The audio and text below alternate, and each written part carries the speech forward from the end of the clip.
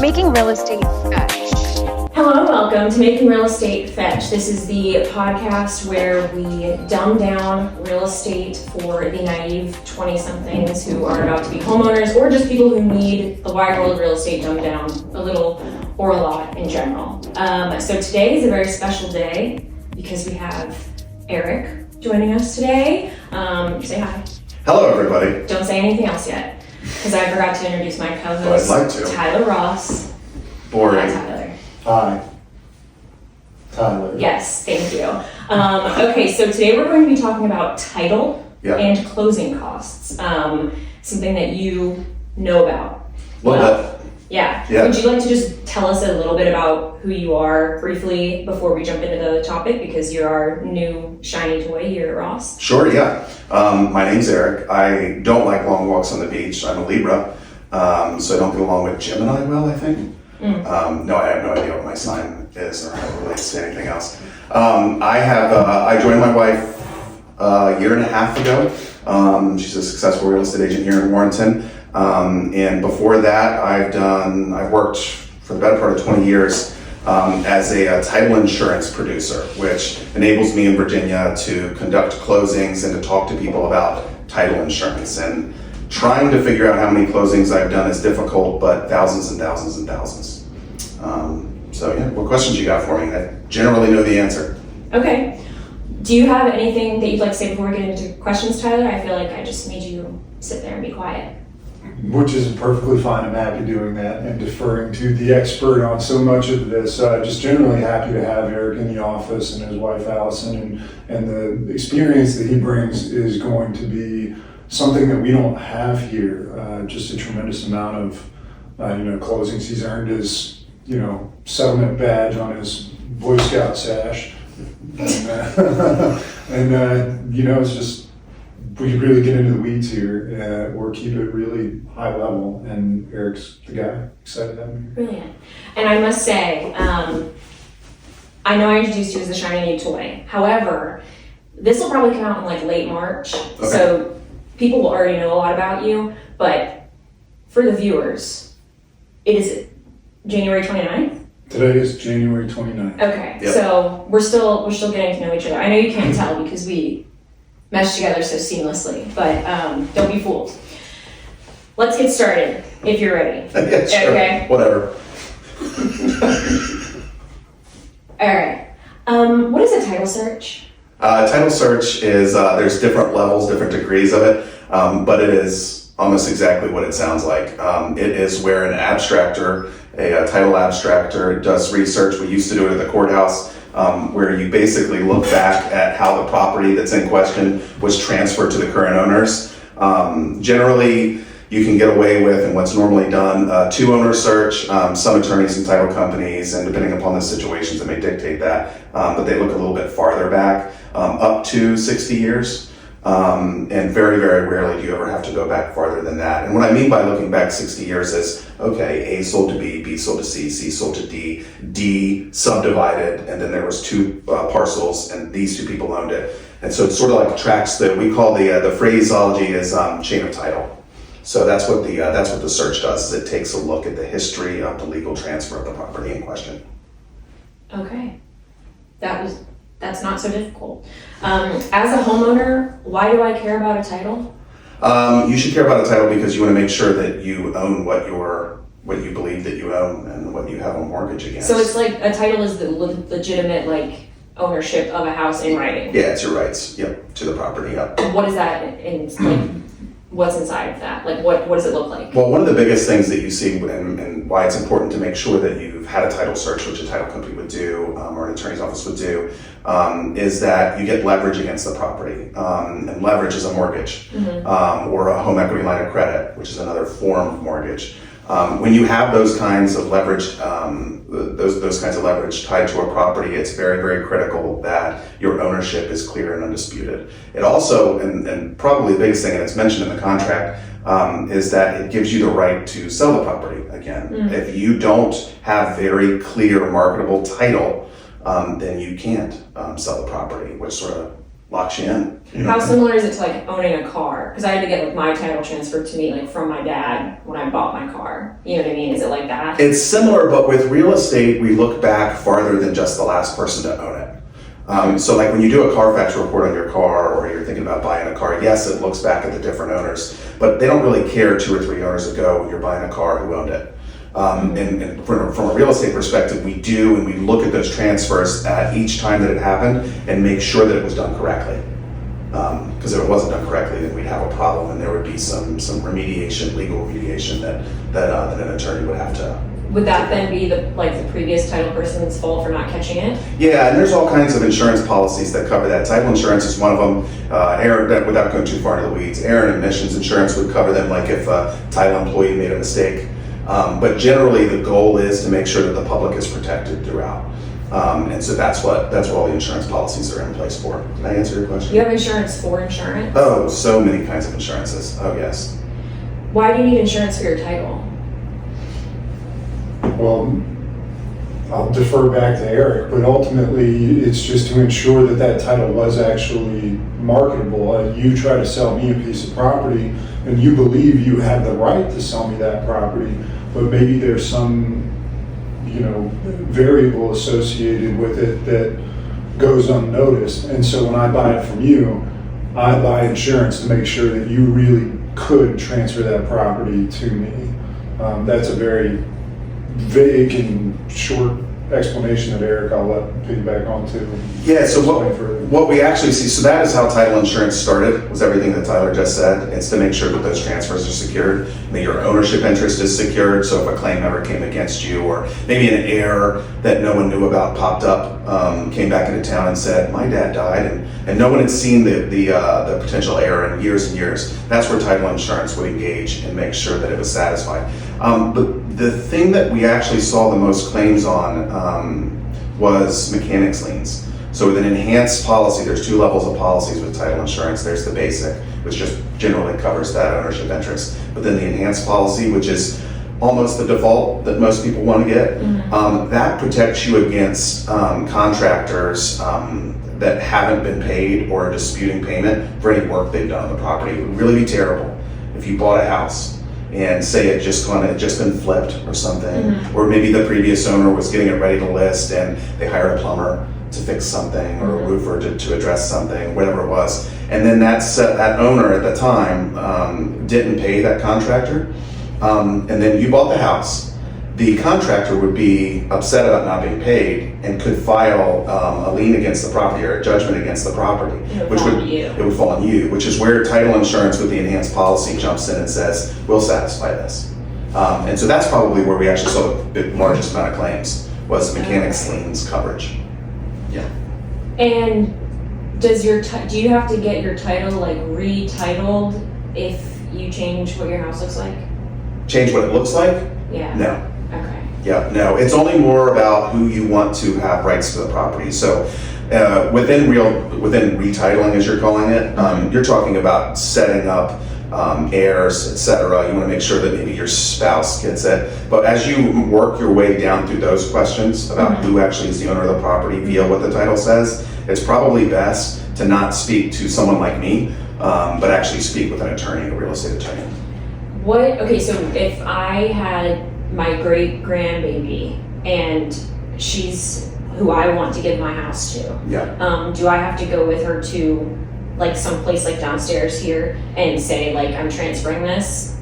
Yeah, so the first thing you would want to meet with an attorney. And the attorney would probably, the first question out of his or her mouth would be, how old is your great grandbaby?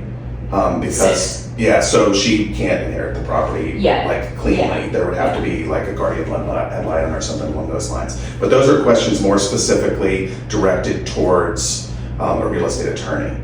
There's an interesting line that you don't want to cross when you're a title professional like I am, has a title license, and it takes years to know that delicate line. But I can talk about title insurance. I can give answers and advice on title, but I need to know where I've gone too far, and I need to advise whoever's asking me the question to speak with someone that actually has been through law school and passed the bar, because Virginia laws are going to dictate strongly what's allowed to happen next. I see. Yeah. I see. Okay.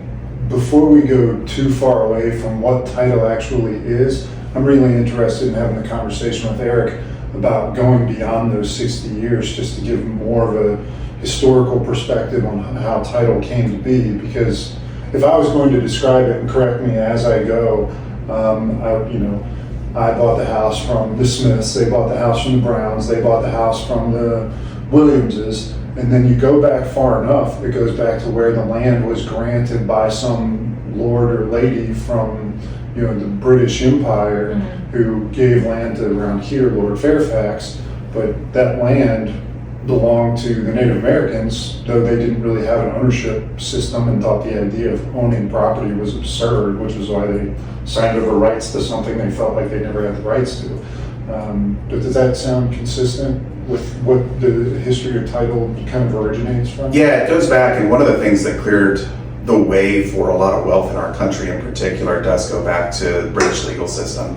And Virginia, along with the other commonwealths, do behave a little bit more, they behave differently than the vast majority of the other states in the country. Are you asking in terms, or are you talking in terms of like there being like discrepancies way in the past, like 150 years ago, 200 years ago, or just curiosity? Just curiosity. I find it interesting that, kind of like your genealogy, you could go back to, say Adam and Eve or whatever.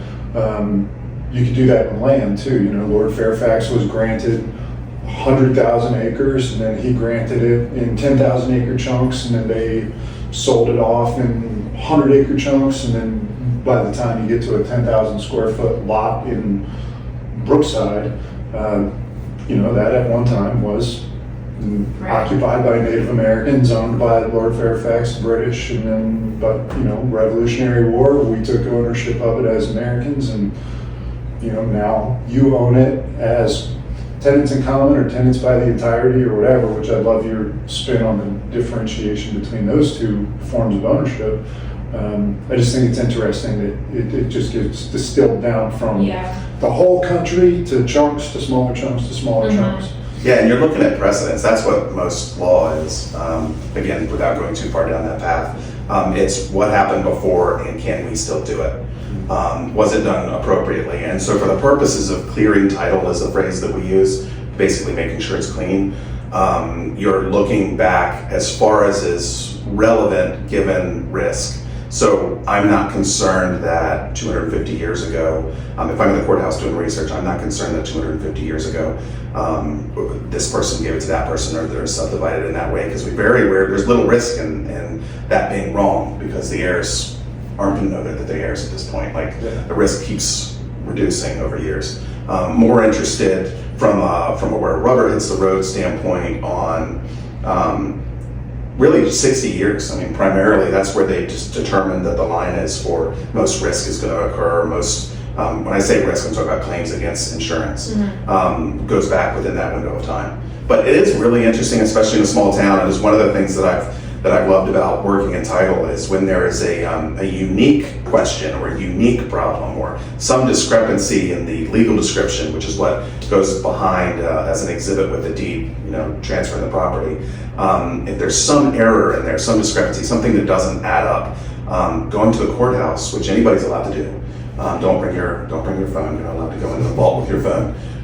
But going in there and actually pulling up the old records. Really cool. Yeah, it's really, really cool. You see all kinds of things that shock you, like from a lack of sensitivity to diversity, like the racism that was built in the system, to all of that language slowly fading out. But just seeing, and what's really interesting about it in a small town is not only are the plat and book pages like this, they're massive. No, like Guggenheim, not Guggenheim. What's the famous Bible? I can't remember. I can't remember.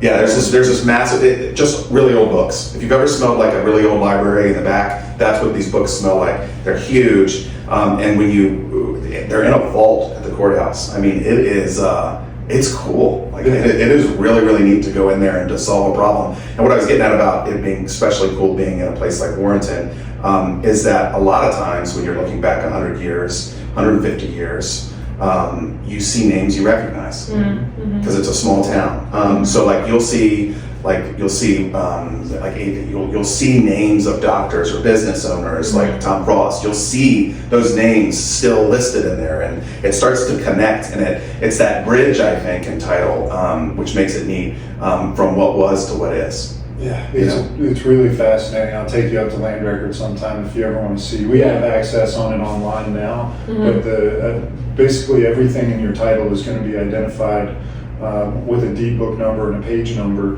and those are references to the books that our county keeps in their circuit court, and it's fascinating to go through and look at documents from the 1800s about who owned this and who owns it now.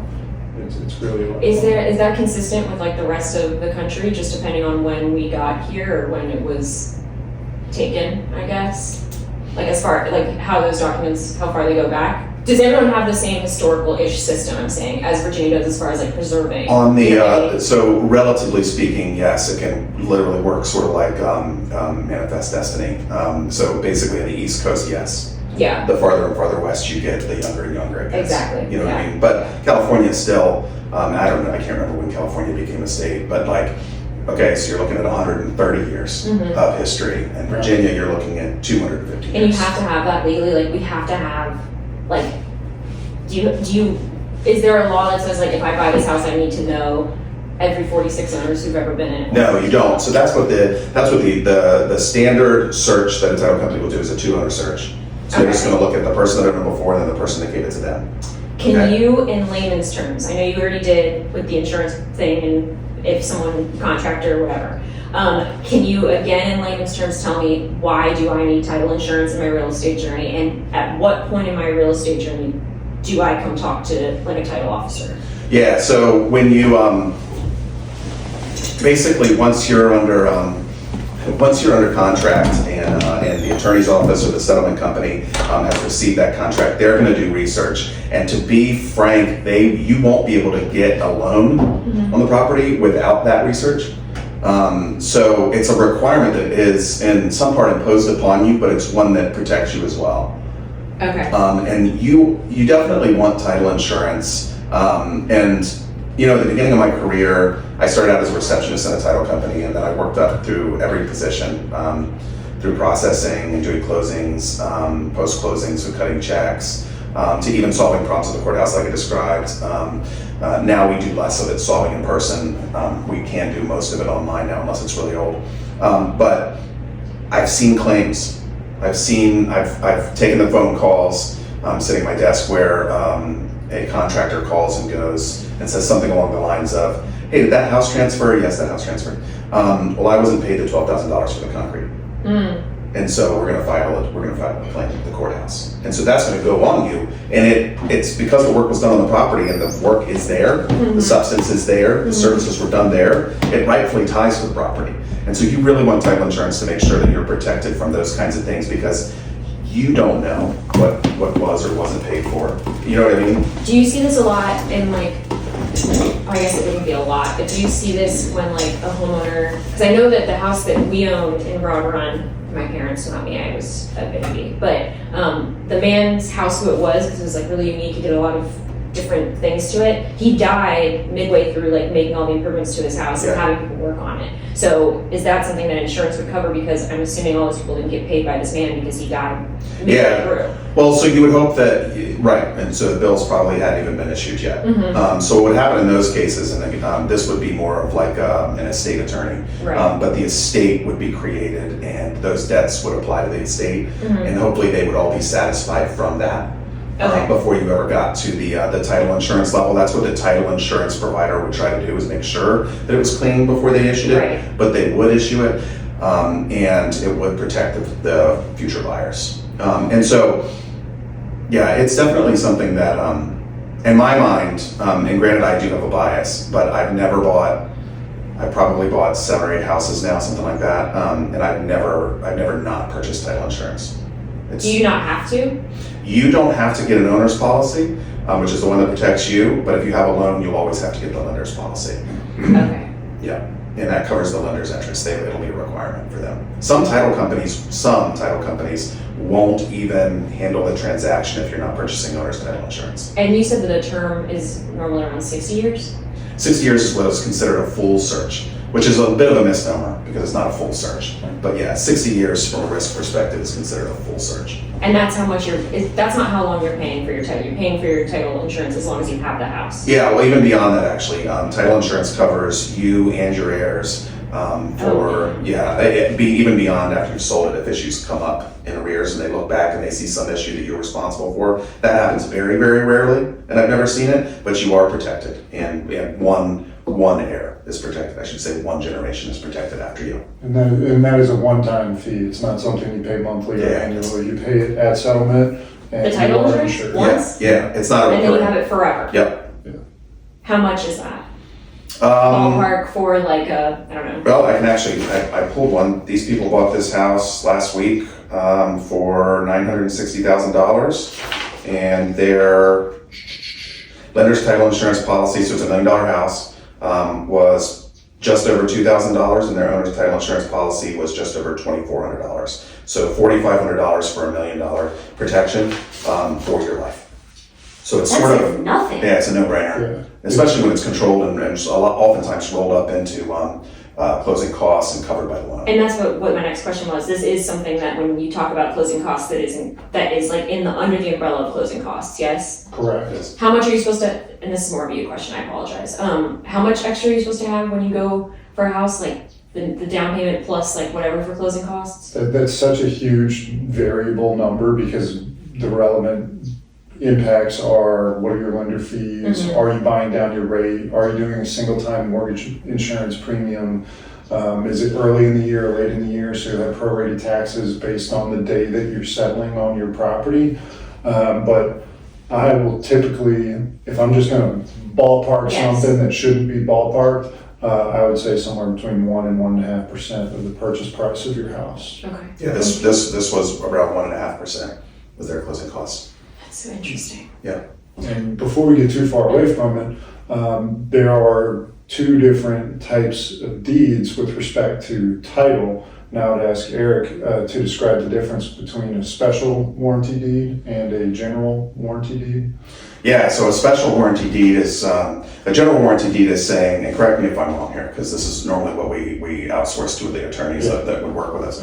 But a general warranty deed is saying, as far as you know, everything's good. As far as you know, everybody's been paid and the transfer's been done correctly and you have the right to transfer the property. A specific or a special warranty deed is saying that you just know what you did during this window of time of ownership, and that's all you're attesting to. I think most lenders require a general warranty deed, not a special. When you're purchasing something like at the courthouse steps or via a memorandum of sale or something from an auction site where someone recently, like in a foreclosure situation, okay, so the bank doesn't really know what was done before. In those instances, often they'll require a special warranty deed because they want to limit the liability or the scope of what they know. Yeah, so if I'm selling something, I always want to sell it as a special warranty deed. If I'm buying something, I always want to buy it via a general warranty. You as a client or you as a realtor? Me as somebody interested in owning property. Okay. Now, from a practical perspective, historical perspective, 99% of transactions, the majority of transactions are general warranty deeds. And Is that less than a special? it's not more or less with respect to cost. It's just how far, as the seller, I'm selling you a property by special warranty deed. That means I'm promising you that everything I did is okay. When I sell you something on a general warranty deed, I'm promising you everything I did is okay. Also, everything the people before me did was okay. Yeah. So it's not a different in cost, it's just a different way of owning something. And if you do a general warranty deed, which is what most of the people that see this video will have, that's how they're going to own their property. If they purchase title insurance, the fact that they're promising that everything that happened before them was okay, even though they can't really know that, title insurance is going to step in and cover that gap. It's going to cover and protect them from making that statement or signing that general warranty deed. From a practical perspective, special warranty deeds are typically reserved for foreclosures, like Eric said, or sales out of trusts. Okay. Yeah, it's when the people that have the right to sell it those rare instances where people that have the right to sell it know nothing about the property or very little about the property. That's when you would use a special warranty deed. So title people, is it title officer? Is that how you? Yeah, you can just call me sir, that's fine. You know what I mean? What's the right term? Title. I've been called escrow officer. It sort of depends on which state you're in. I think escrow officer on most legal documents. But technically with the state, my license says that I am a title producer. Okay, so title producers are essentially like mass historians. Like they have to have this like hoard of knowledge or be responsible for like this hoard of knowledge on all of these houses and blah, blah, blah. Is that, and you guys outsource out for that? Do you guys have people who work for you who are like giving you those documents and things like that? Yeah, so all different levels, depending upon the organization you're working with. Most of it's outsourced. When you're talking about like knowledge, it's more, the knowledge that I have is more practical, useful, pragmatic knowledge, like where the rubber hits the road, like what do we do now? We have, whatever it is, problems I've learned how to solve over the years. Right. So that's why when you're working with someone, it's great to work with an attorney or a settlement agent or a title producer that has been doing it a long time because it can't be replaced through the minimum standards implemented by the state to be an expert. But I would say that, I don't know where I was going with that. Help me out. That's okay. How long does a title search take?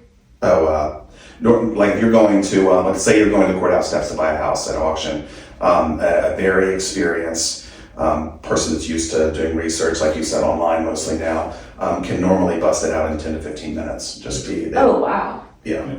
That's not the formal like writing up of the opinion and all that, but you can generally look and say, oh, this house, these people, those are the two things you look up. You look up the property and you look up the people, and you run a search, and you can say, oh, they had a loan with Wells Fargo. Here's the certificate of satisfaction, so that mortgage was closed. If you don't see something that says the mortgage was closed, you know you have a problem. And when they sell it, not a problem, but it's a question that needs to be answered. Was that paid off? And if not, we need to pay it off when you sell the house. So that's sort of how you button it up, but quickly. Let's talk about what actually shows up in a title search. So when you do a title search, you're going to pull up deeds, you're going to pull up mortgages, you're going to pull up certificates of satisfaction, you're going to pull up plats, you're going to pull up CCRs, covenants and restrictions. What else will show up in a title report? So if we're talking about, are you saying specific, like sometimes the people will see judgments filed against the people. It's one of the biggest things that we see there. Yeah. But yeah, I think you hit on the high points there as far as what you'll see. The covenants and restrictions are interesting, what you're allowed to do. Mm-hmm. Oftentimes that overlaps with HOA restrictions, but not often. Sometimes you have a defunct HOA, but you've still got valid and active covenants and restrictions, CNRs, as we call them. And there are some, I don't know if you know the law or the mechanism by which they are not enforceable, but there are, to your point earlier, covenants and restrictions that are recorded still in land records that are not that old, mm-hmm. that prevent people from owning the property based on a religion or a race. Yep. I actually just wrote an article for Fauquier Times, and I wish I could remember the year, but it was like a 1940s or 50s title in California that said, no Negroes will ever own this property. So yeah, like sundown towns and stuff. I've seen that in deeds here. Yeah. Really, 80-year-old, 100-year-old deeds. It says that this property can be written right into the legal documents. This property can be transferred to everybody except for the following. And here's the list of all the protection classes. Was allowed. It was at the time, and it was a mechanism for developers to, quote unquote, protect the neighborhood. But those portions of those covenants, while still recorded, are not enforceable. But I'm not sure the name of the rule or the law that makes them unenforceable. But nonetheless, things like that were recorded, and you can still find them today in land records. Yeah, freaking crazy. Isn't it wild? Right? It's not, but it's sad and unfortunate. And to be able to see that today is bizarre. Sad and unfortunate, but also proof that we're growing. So whenever I see something like that, I go, I can't believe that it was like that. But realistically, we all knew that it was. But now we know how it actually operates, and we can go, look how far we've come. Mm-hmm. So for me, it's proof that we're growing and getting better. I think it's always just scary that I'm like, I don't know. I feel like 2000 was 20 years, or it was 20 years ago. It was like 10 years ago, and then I'm like, I feel like people older than me, like my grandma, thinks that like the 50s or 60s was like 10, 15 years. Yeah. Do you know what I'm saying? And I'm like, if you think about it that way, it's so weird, like how I couldn't even have a credit card until the 70s. Do you know what I'm saying? Like as a woman, that's bizarre. Yeah. We're moving on. Do you have anything to ask Eric until we get into our fun portion? I don't have anything to ask. Hold on, there's a fun portion. I can't wait to get to the fun portion. This is great. This is awful. But did you have something to add? Just something I think is interesting. Mm-hmm. There are communities, cultures, individual families, traditions that people hold that impact title. And actually some people will abuse the manifestation of these practices for their own gain. You might see a really crappy house on the side of the road that looks like it's 150 years old. And sometimes the explanation for that is related to title. So Grace Petro owns a house in 1910. She has 3 kids, and the tradition in her family is for the oldest child to inherit the house. So when you pass, your oldest child inherits the house. But there's no recordation of deed or transfer. It's just tradition in your family. And then those 3 kids have 3 kids. And the one that owns the house now, or lives in the house now, their oldest one inherits the house and lives in it. So now you're 3 generations away, no title has been recorded, no deed has been recorded, but you have 1, 2, 3, 4, 5, 6, 7, 8, 9 people that technically own the house. So now your great-great-grandchild who's living in the house She's also has cousins and has brothers and sisters and aunts and uncles who technically have a right to that house. So while it may have been a really beautiful property at one time, now that the person that lives in it only owns 10% of the house or 5% of the house, they have no ability to go get a mortgage, to go fix up their property, no way to get a HELOC, a home equity line of credit to fix up their property. Even if they had all the cash in the world, they wouldn't have an incentive to fix up that house because they just let it run down to value to nothing, because the second I spend $300,000 or $400,000 fixing up a house I own a 5% interest in, all my brothers and sisters and cousins and aunts and uncles can say, hey, that beautiful $400,000 house you just renovated, I actually own 5% of that also, and 10% of that also. And so you will see, because the chain of title was incorrect or not done in accordance with law, houses start to run down. And the way people will abuse that is they'll find some second, third cousin, twice removed, married, in-law, whatever. And me, as a real estate investor, I'll go find someone that's a 5% interest owner, and I'll say, hey, I'll give you $30 to sign this piece of paper, give me your 5% of this house. Now I own 5% of the house, and I sue all the cousins and brothers and sisters and uncles, and I take the house from everyone. So it's interesting because it explains why some houses look the way they look. They just run down and people continue to live in them because it's free to them. But also they can't do anything about it. There's really not much they can do about it. But I just think it's interesting because... But if they all loved each other and they wanted to work together to flip it, would they do that and then just sell it and split whatever the percentages are? Could, but go ahead, Derek. My experience with families, especially extended families, has taught me that there's always one wrench. Yeah. Sure. There's always one person that will prohibit that. Yeah, being the son of a... And you can't proceed if you guys are my uncles and both of you want to do it and I say no and I only have 5%, you each have 20, can you not continue without my... That's right, you have to sign off, right? Or we could compel you legally by suing you and, kind of force Even if you have more ownership than I do? Yeah. Yeah, it's not a voting thing. Yeah. It should be. Because if we try to sell the house and you refuse to, we can't sell 90% of the house. We have to sell 100% of the property. Yeah, to be clear. So if you're a 1%, if you own 1/100%, we can't sell it without your signature. That's freaking crazy. You have a right. Yeah. It's your rights being protected, even at 5%. Wow. But I just think that's an interesting... I think that's interesting too. I think it's freaking nuts. Yeah. And I'll ask this and then we really will stop, okay? What about Manassas Battlefield and the house that I lived in Broadrun, there were these trails that had slave quarters on them that had been not so much preserved, but you weren't allowed to touch them. Do those belong to the state and do they have a title on those? So I can't speak to if they have a title on them, but that area around Bull Run Hospital, the old Civil War hospital, are protected federally. Yeah, that's a national park, I believe, isn't it? I think so. Yeah.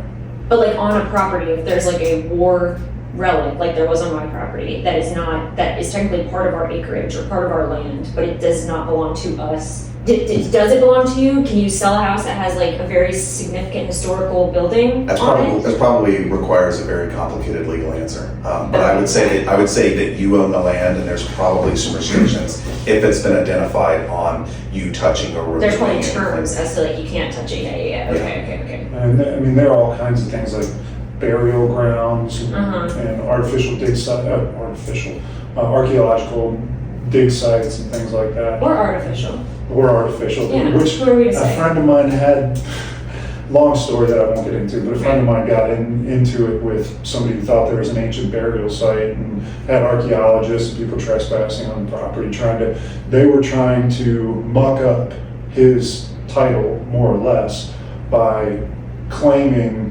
things that weren't true about the property.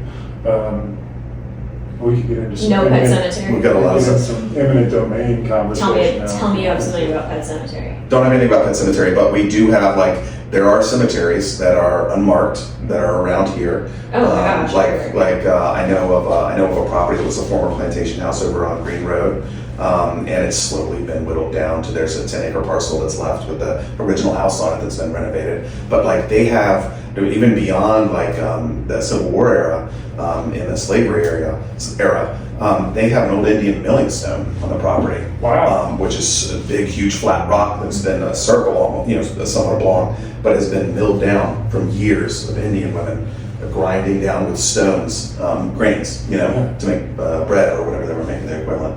Yeah. We're such a young country. I know. So young. I know. When you travel to Europe, it's made very, Such a very. young species, truly. Yeah. All right, we're not going to get there. Should we talk about eminent domain No. completely? Just blow it up. No, We're we're having separate fun thing. now. I was good for 37 minutes, and now we're going to have fun, okay? So since we are still getting to know you and passing judgment on if we like you, I thought we would ask some questions along those lines. A mean girl. This is the podcast. Thin Mints or Samoas? What? Thin Mints Oh, Samoas. or some? Okay. More chip or more dip? More tip. Thoughts on pumpernickel as a premise and as bread? I feel like it's like one of the like an old troll in a wives' tale, like Great an old answer. like Hans Christian Andersen video. But as a bread, yes, but in small doses. I found that on a big sandwich it's overkill. I like thin with real butter spread across it.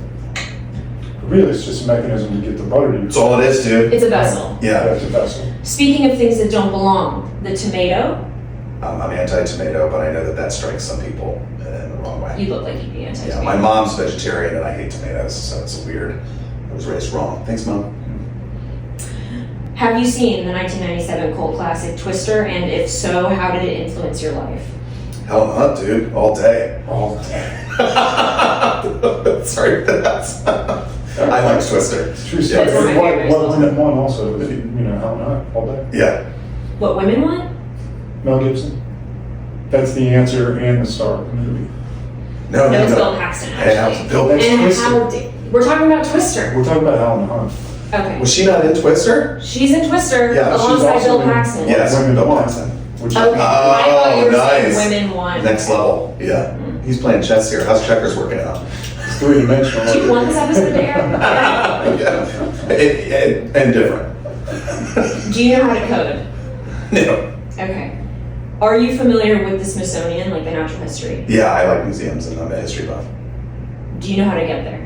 Yeah, the last one I went to was Unvar though, so I went to the Air and Space. But you know how to get to the okay. Smithsonian? Do you know how to get to like all of them? Yes, there's For the most part? so what you do is you just head east and there's this No. huge This is just pinnacle. for you to know. This Huh? is just for you to know. Yeah, sure.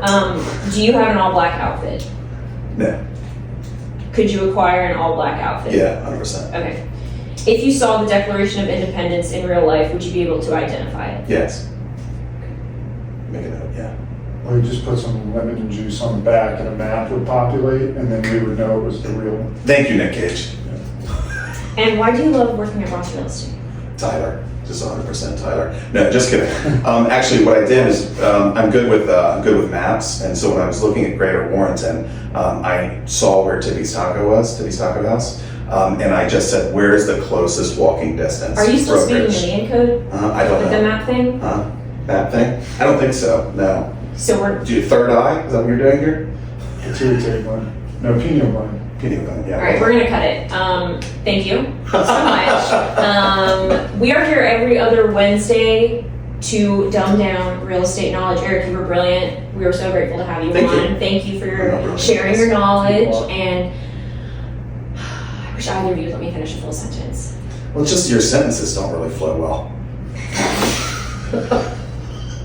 I really thought I was gonna like you. This is the Mean Boys podcast. Yeah, I'm sorry. I'm sorry. Yeah. Okay, do you have anything that you would like to say before we close about the topic or out of the topic? No, not really. I mean, this was a lot of You fun. said enough. Okay, yeah. Tyler? Helen Hunt. Yeah, all day. All day. Okay, so on three, we're gonna say bye. Okay, ready? 1, 2, 3. Bye.